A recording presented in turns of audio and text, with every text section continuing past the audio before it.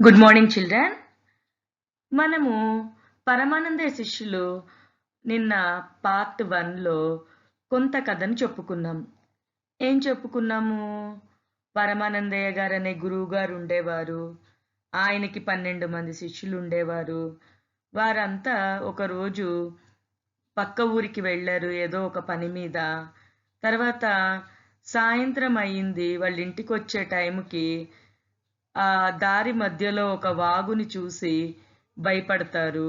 వాగు దాటుదామంటే వాళ్ళకి భయం వేస్తూ ఉంటుంది. అప్పుడు అందులో ఒకడేం చెప్తాడు, అరేయ్ నేను వెళ్ళి వాగు నిద్రపోతోందో లేదో చూస్తాను, ఎందుకంటే దినమంతా అది ప్రవహించి అలసిపోయి ఉండుంటుంది, అది ఇప్పుడు నిద్రపోతోందో లేదో నేను చూసొస్తాను అంటే, ఇంకొక శిష్యుడు ఏమని అంటాడు, ఎట్లా చూస్తావురా, అది నిద్రపోతోందో లేదో మనకి ఎట్లా తెలుస్తుందిరా అంటే, ఏం లేదు, అక్కడ ఒక మండుతున్న కట్టె ఉంది కదా, దాన్ని తీసుకువెళ్ళి నేను అందులో ముంచుతాను, ముంచితే తెలిసిపోతుంది అది నిద్రపోతుందో లేదో అనే విషయం మనకి తెలిసిపోతుంది అని చెప్తాడు. సరే అని ఆ మండుతున్న కట్టెను తీసుకొని వెళ్ళి అందులో ముంచగానే సుయ్యమని శబ్దం వచ్చి కట్టె ఆరిపోతుంది. అప్పుడు శిష్యుడికి ఏమనిపిస్తుంది, వాగు ఏదో పని ఉన్నట్టుంది, వాగుకి ఇంకా నిద్రపోలేదు అనేసి ఏం చేస్తాడు, ఇంకా తెలివితోటే ఉంది అనేసి అంటాడు. సరే మిగతా శిష్యులు అంటారు, సరే లేరా మనం ఇక్కడే కూర్చుందాము అనేసి అంటాడనమాట. సరే అందరూ కూర్చొని ఆలోచిస్తూ ఉంటారనమాట. ఏం చెయ్యాలి, ఎలా దాటాలి ఈ వాగుని అనేసి వాళ్ళు ఆలోచిస్తూ ఉంటారనమాట. సరే కాసేపటికి ఇంకొక శిష్యుడు అంటాడు, పోనీ నేను వెళ్ళి చూసిరానా అని అడుగుతాడు. అయితే మొదటి శిష్యుడు అన్నాడు, వాగుకి ఏదో పని మిగిలిందని నిద్రపోలేదని నేను అనుకుంటున్నాను. సరే ఇంకా నాకేమనిపిస్తుందంటే, నేను మండుతున్న కట్టెను తీసుకెళ్ళి ఆ నీళ్ళల్లో ముంచా కదా, ఒకవేళ ఆ వాగు నా మీద పగబడుతుందో ఏంటో నాకు భయంగా ఉంది అనేసి అంటాడనమాట. నేను ఆ వాగుకి వాతలు పెట్టానని దానికి ఒకవేళ నా మీద ఏమన్నా కోపం వస్తుందో ఏంటో నాకు అదే భయమేస్తుంది, ఇప్పుడు నేను ఏం చెయ్యాను అంటాడనమాట. అని తెగ భయపడిపోతూ ఉంటాడనమాట ఆ శిష్యుడు.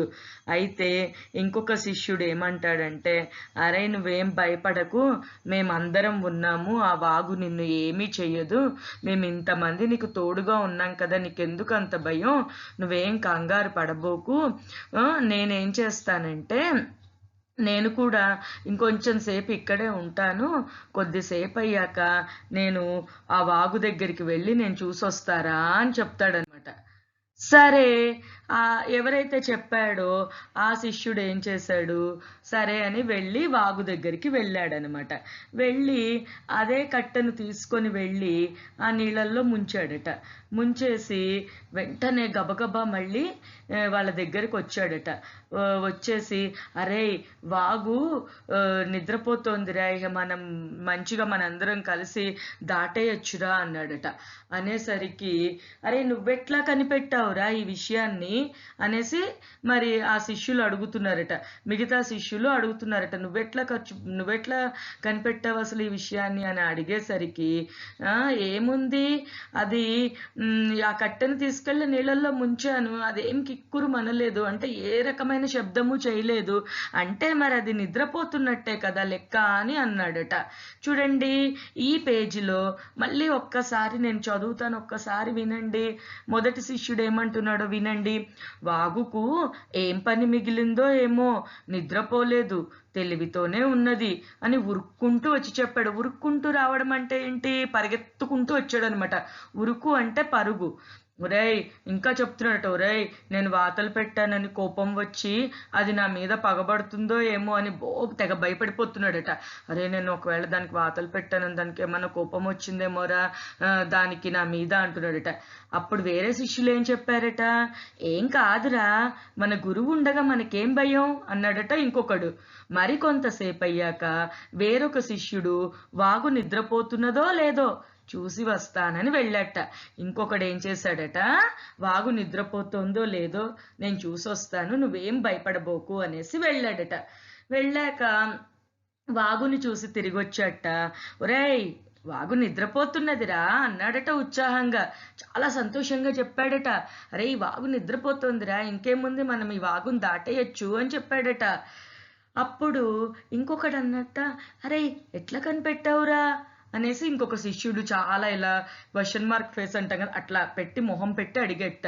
ఎట్లా కనిపెట్టావురా అనగానే, ఏముందిరా, ఆ కట్టెను తీసుకెళ్ళి నీటి అంచున అటు ఇటు తిప్పాను. అంచు అంటే చివర, నీటి లోపలికల్లా తిప్పాడట. అటు ఇటు తిప్పాను, నీళ్ళల్లో ముంచాను, వాగు ఏం కిక్కురుమనలేదు.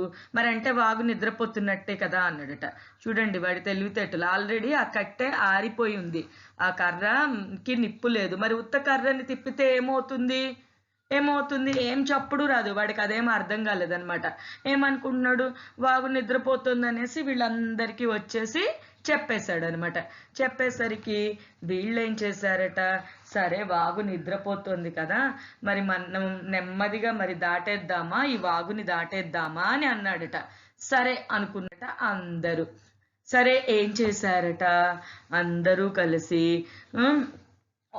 వాళ్ళందరూ కలిసి పరమానంద శిష్యుల్లో ఒక్కడు ధైర్యం చెప్పాడట. వాళ్ళందరిలో అందరికి ధైర్యం చెప్పి ఒకళ్ళ చెయ్యి ఒకళ్ళు పట్టుకున్నారట. అందరూ గట్టిగా ఒకళ్ళ చెయ్యి ఒకళ్ళు పట్టుకొని ఏం చేశారట, నెమ్మదిగా వాగుని దాటడానికి వచ్చారట. వచ్చేసరికి అమ్మో, మన అలికిడికి వాగుకు మెలకు వస్తే అంటున్నాడట ఒకడు. అరే, మనం ఇలా శబ్దం చేస్తే మళ్ళీ దానికి మెలకు వస్తే ఎట్లా రా అని అడుగుతున్నాడట. ఇంకొకడు అంటాడట, అమ్మో మనం వాగులో మునిగిపోతామేమోరా అంటాడట ఇంకొకడు. అంటే అరే ఏం కాదురా, మీకెందుకు, మీరు అందరు రండి అనేసి ఒకళ్ళ చేయి ఒకళ్ళు ఇలా గట్టిగా పట్టుకొని వాగుని దాటారట. దాటాక ఇంకొకడికి ఒక సందేహం వచ్చిందట, డౌట్ వచ్చిందట. అరే, మనము 12 మంది ఉన్నామా లేదా, నేను ఒకసారి లెక్క పెడతారా అన్నాడట.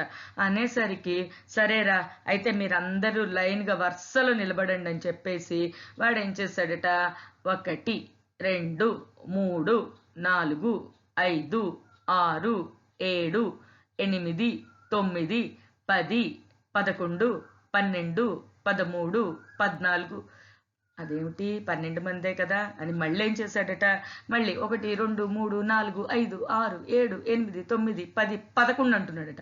అదేంటి 11 వస్తున్నారా అన్నాడట. అరే, మనలో వాగు పగబట్టి ఒకడిని మింగేసిందిరా అన్నట్ట. ఇంతలో ఇంకొక శిష్యుడు వచ్చాట. వాడు కూడా 1 2 3 4 5 6 7 8 9 10 11 అన్నాడట. అరే, నాకు కూడా 11 వచ్చిందిరా అంటున్నాడట. అలా ఒకళ్ళ తర్వాత ఒకళ్ళు లెక్క పెడుతున్నారట. వాళ్ళకి ఎన్నిసార్లు లెక్క పెట్టినా 11 మందే వస్తున్నారట. చివరికి అమ్మో, ఎవరినో మనలో ఒకడిని మింగేసింది వాగు, బాబోయ్ నాకు భయంగా ఉంది అనేసి అందరూ కలిసి బోరున ఏడుస్తూ గురువుగారి దగ్గరికి వెళ్ళిపోయారట. వెళ్ళిపోయి గురువుగారు బాగు మాలో ఒకడిని మింగేసింది గురువుగారు అని చెప్తున్నారట. అనేసరికి గురువుగారు ఏం చేశారట, అందరినీ చూశాడట, తేరి పార చూశాడట, ఆశ్చర్యంగా చూశాడట. చూసి అదేంట్రా, ఎందుకని 11 మంది వస్తారు, ఆగు నువ్వు ఇట్లారా అని ఒకడిని పిలిచాడట. పిలిచి వాళ్ళందరినీ లెక్క పెట్టమన్నాడట. వాడు ఏం చేశాడట, మళ్ళీ 1 2 3 4 5 6 7 8 9 10 11 ఇలానే లెక్క పెట్టాడట. పెట్టేసరికి అప్పుడు గురువుగారికి అర్థమైందట, వాళ్ళు ఏం తప్పు చేస్తున్నారో అర్థమయ్యి ఏం చేశాడట, సరే వాళ్ళ తప్పుని గుర్తించి ఎవరైతే లెక్క పెడుతున్నాడో అతనిని లెక్కించుకోవట్లేదు అని చెప్పి సరిగ్గా వాళ్ళని లెక్కించి వాళ్ళని ఓదార్చారట. ఇది వాళ్ళ సంగతి. ఇంత అమాయకమైన వాళ్ళనమాట వాళ్ళు.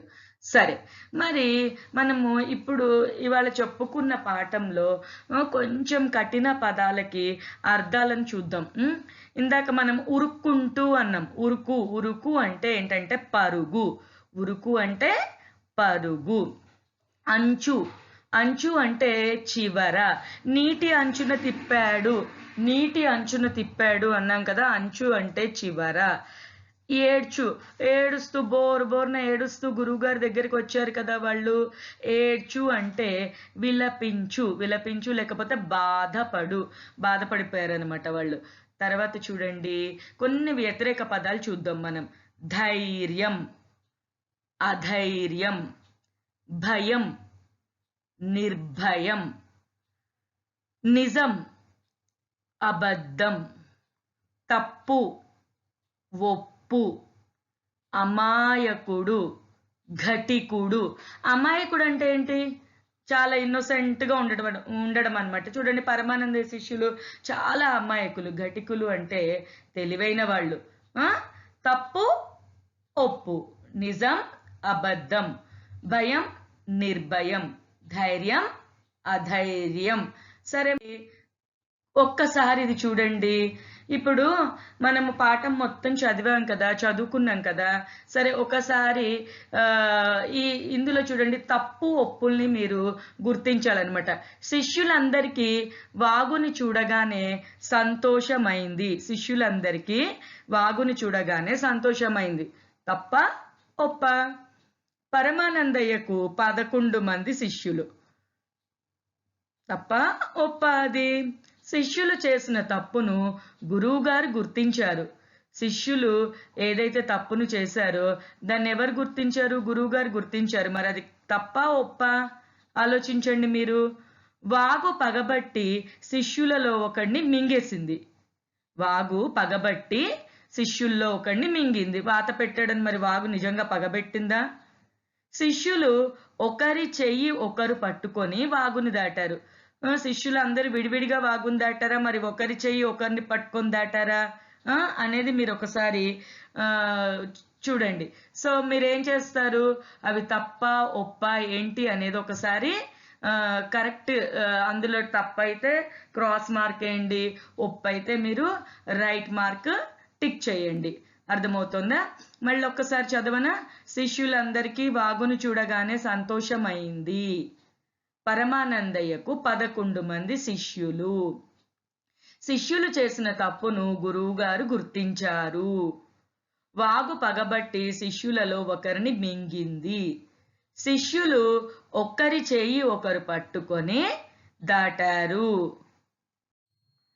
మరి మనము అర్థాలు చూసాము, వ్యతిరేక పదాలు చూసాము, తర్వాత కొన్ని తప్పొప్పులను చూసాము. అయితే వచనాలు కూడా ఒకసారి చూడండి. గురువు, గురువులు, వరుసలు. మళ్ళీ ఒకసారి చూడండి అమ్మా. గురువు, గురువులు, వరుసలు. సరే మరి మనము మామూలుగా భాష బాగా రావాలి అంటే మనకి ఒక పదాన్ని కనుక మనకి ఇస్తే మనము దాన్ని సొంత వాక్యంలో రాయగలిగి ఉండాలి. అప్పుడే మనకి ఆ భాష మీద పట్టు అనేది వస్తుంది. ఇప్పుడు చూడండి మనకి ఈ పాఠంలో ఒకసారి కనుక మనం తీసుకుంటే ఎన్నో పదాలు ఉన్నాయి. అందులో 2 పదాలు నేను మీకు ఇక్కడ సొంత వాక్యాలుగా రాసి చూపెడుతున్నాను. ఇంకొక 4-5 పదాలు మీరు ఒక పారాగ్రాఫ్ని చదువుకొని ఇంకొక 4-5 పదాలకి మీరు రాయగలిగి ఉండాలి. చూడండి ప్రయాణం అంటే ఏంటి? జర్నీ. ప్రయాణం.